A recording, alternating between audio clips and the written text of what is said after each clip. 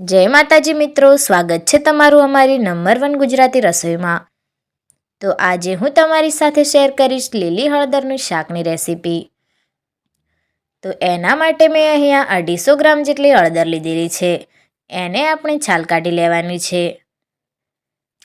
તો તમે જોઈ શકો છો કે આપણે હળદરની છાલ કાઢી લીધી છે। હવે એને એક છીણીની મદદથી આપણે છીણી લેવાની છે।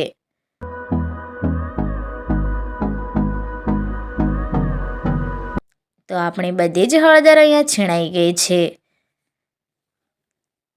હવે આપણે ગેસની ફ્લેમ ચાલુ કરીશું અને એના ઉપર એક કડાઈ મૂકીશું। તો મેં અહીંયા 100 ગ્રામ જેટલું ઘી લીધેલું છે। તમે એનાથી વધારે કે ઓછું લઈ શકો છો। હવે આપણે જે હળદર છીણેલી હતી એને આપણે ઘીની અંદર એડ કરી દઈશું અને હળદરની અંદર મેં એક આદુનો ટુકડો પણ છીણી લીધો હતો। હવે આપણે એને બરાબર મિક્સ કરી દઈશું।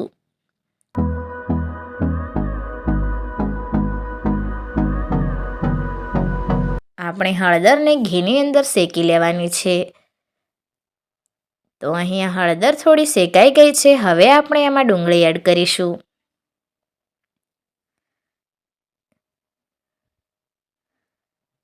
અને એને પણ બરાબર મિક્સ કરીને ચડવા દઈશું। આપણે બધી જ વસ્તુને હલાવતા રહેવાનું છે, કારણ કે તે પેનમાં ચોંટે નહીં।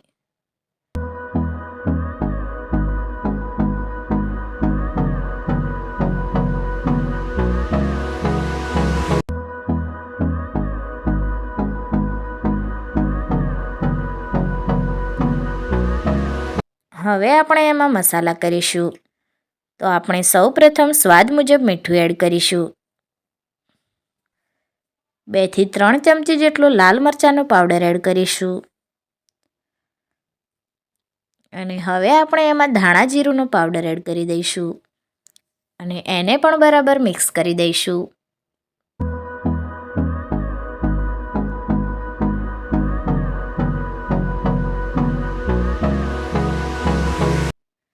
તો મેં અહીંયા વટાણાને થોડા બાફી દીધા હતા, એને આપણે એડ કરી દઈશું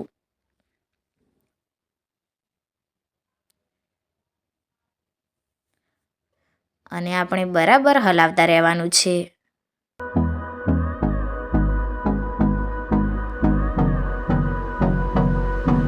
તો તમે જોઈ શકો છો કે હવે શાકમાંથી આપણું ઘી છૂટું પડવા મળ્યું છે।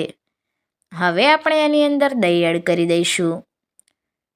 દહીં એડ કરીને આપણે બરાબર તેને મિક્સ કરી દેવાનું છે, કારણ કે દહીં ફાટી ના જાય।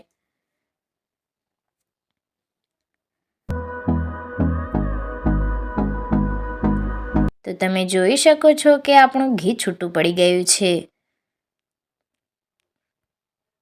એટલે આપણું શાક રેડી થઈ ગયું છે। તો હવે આપણે એને એક બાઉલમાં કાઢી લઈશું।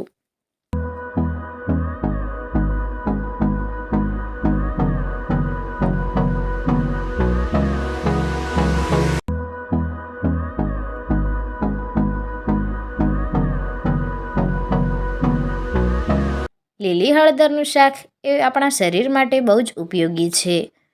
તો શિયાળામાં તમે એકવાર જરૂર ખાજો। જો તમને અમારી રેસીપી સારી લાગી હોય અને વિડીયો ગમ્યો હોય તો વિડીયોને લાઈક કરી વધુમાં વધુ શેર કરશો અને ચેનલને સબસ્ક્રાઈબ કરવાનું ના ભૂલતા। ધન્યવાદ।